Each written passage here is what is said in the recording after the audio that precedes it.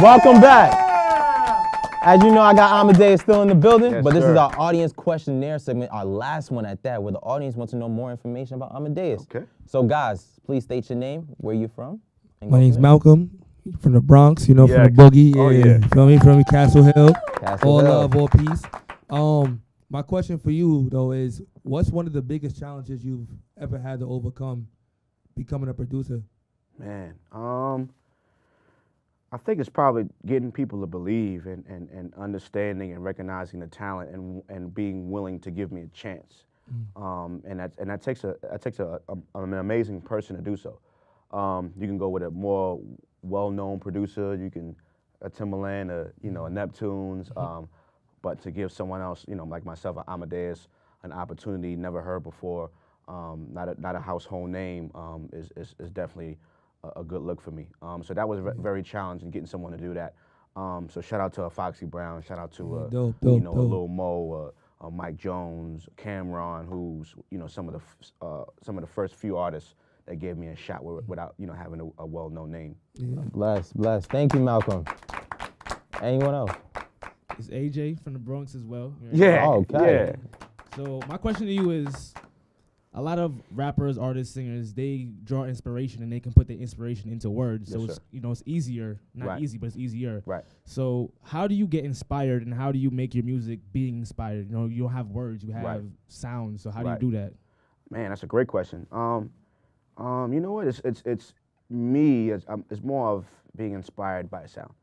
When I used to turn on my keyboards and turn on my MPC, and it would be a sound effect or a sound of a musical instrument that would inspire me to create a particular track. I was never a producer like most producers say, "Yo, I heard this beat in my head." Like that was never the case for me. I never heard something, had to run home real quick or run to the studio and lay it down because I heard an idea. It would just naturally come to me in that moment. And I create a feeling. So if I'm pissed at the time, that's the type of track you're gonna get, very edgy. The patterns hard. If I'm feeling cool, like I want to light a candle and be grown man and sexy, you know what I'm saying? You'll get an R&B joint that I can get a Trey or Chris Brown. So it depends on how I'm feeling. But that's a great question because, like you said, as an artist, you're adding colors to a painting that's already created. We create a blueprint as a producer where it started from nothing and now it's something, and now I give it to you and now you add something more to it than what it was. You know what I mean? So that's definitely a great question. Thank you. Hey, my name is Kenneth. I'm from Harlem. Okay. I have a question.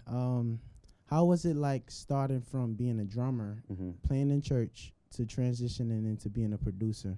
Great. Kind of feel like it was a cheat code, man. I knew so much musically from playing in church and playing and learning in school. So kind of transitioning into producer, it just made so much sense. It kind of worked hand in hand. I think the biggest challenge for me, though, as a musician, is transitioning from playing in church to touring. When you think about it, it's kind of frowned upon because it's not the same music. Because in church you're playing gospel music.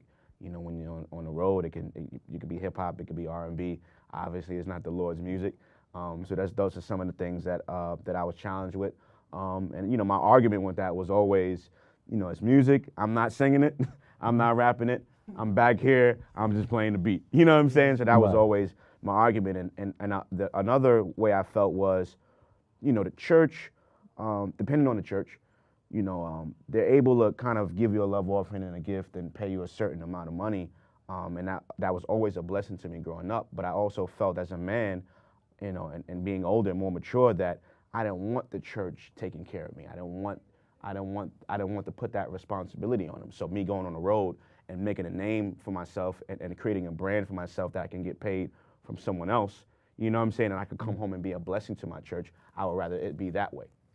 They didn't always see it that way at first, but with time heals anything. So like I said, I think the challenge was more of transitioning from being a musician at the church to touring around the world. Okay, I have another question. Come on then. Why not? Man. Do you play piano? Nah, I'm more of I'm not a fluent keyboard or pianist. Like I can't sit down and play whole masterpiece like a Mozart, Amadeus, but my ear is amazing. I definitely got a gift in regards to hearing. I can hear whatever I want to hear, and I can articulate that musically. So I'll sit right there and figure out those chords. You know, I can play you records and songs like, you didn't do that. And I'm like, yeah, I did that, but I can't play you no song. And that just goes to show you, and I always say you don't have to be the best to be the best. That's so true. And if you think about it, if you slow it down, if you don't have to be the best to be the best. There's a lot of musicians out here that can play circles around me. There's a lot of things I can't do on drums that other people can do, but at the end of the day, I'm touring with Trey Songz. I have a drum residency. No one has a drum residency. A residency is normally an artist or a DJ. So rules, you know, are meant to be broken, depends on the type of rules they are. In regards to the creative world, it ain't no rules, man. It's just about, you know, knowing who you are, recognizing your gift that God has blessed you with, and being confident with that, and being humbled at the same time with it, but then knowing how to use it to the best of your ability. And my pastor have always said, you know, God, make room for you. You know what I'm saying? Anywhere and everywhere you go, regardless of your talent, regardless of how good you think you are. Like, you know, you can be okay and be the man and be the best and be home. And I've seen that happen all the time based off of humility and not being humble and thinking you're better than because of how gifted you are. So you just got to be real careful with how you carry yourself. Dope. Thank you, Kenneth. Any more questions? Oh, we have one more. Oh. Okay. Hey, Hi, you I'm doing, Anna girl? from Brooklyn. How you doing, Anna? Yeah, you from Brooklyn, girl? I think I know you. For the people watching, what's one advice you would give someone that's on the verge of giving up on their dreams or having difficulty even like getting known that's in the music industry? Right. That's big. Man, great question. Go ahead, baby. It's my baby that asked that question. Man, you know, I've always, and you know this, I always feel like at the end of the day, we all have dreams. Right. Every night, someone has a dream. Right. What that is on you. It could be about the girl you saw at the store.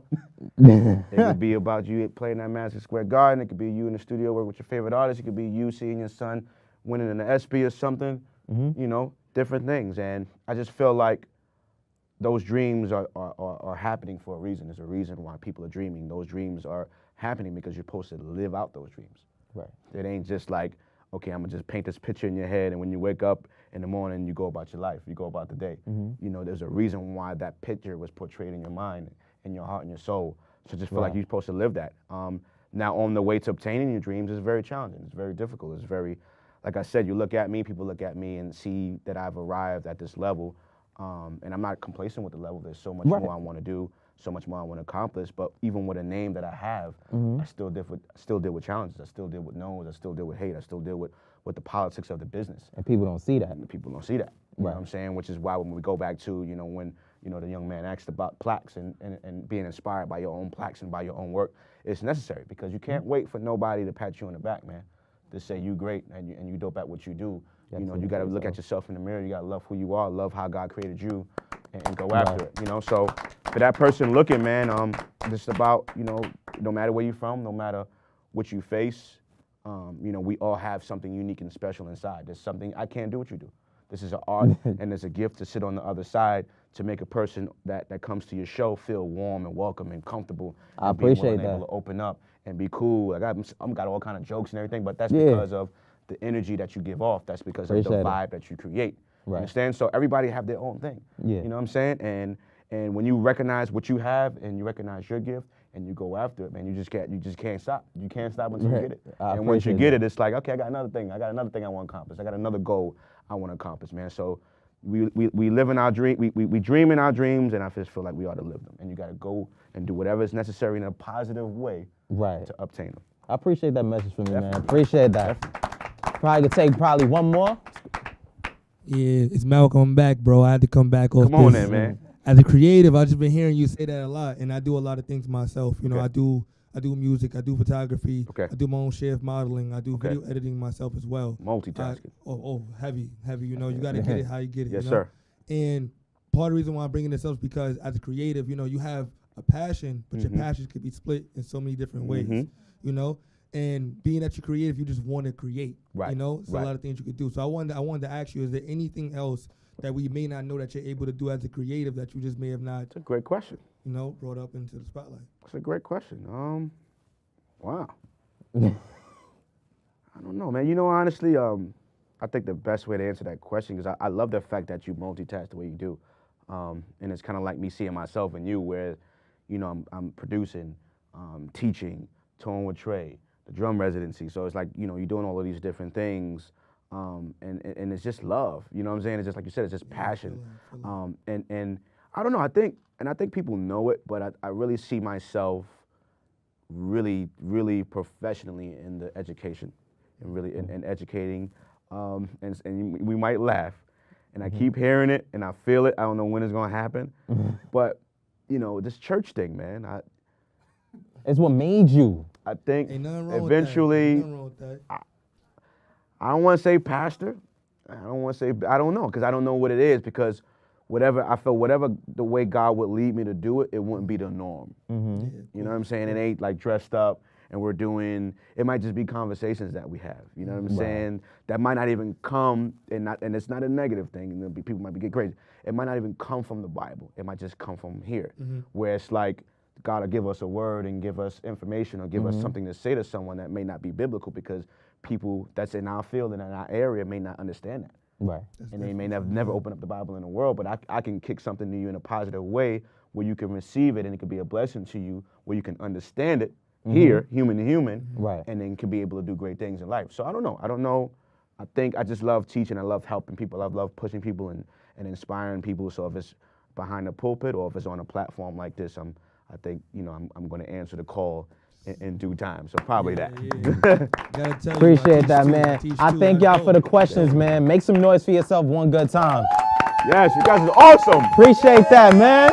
That's awesome. Man, season 1 finale, man. My boy Man. Amadeus is still here, man. I think we did good with the finale. What you think? Oh, nah, we got one more, man. Oh, shoot. All right. We got one more, man. shoot. We got to end it off right, man. Okay. We'll be right back.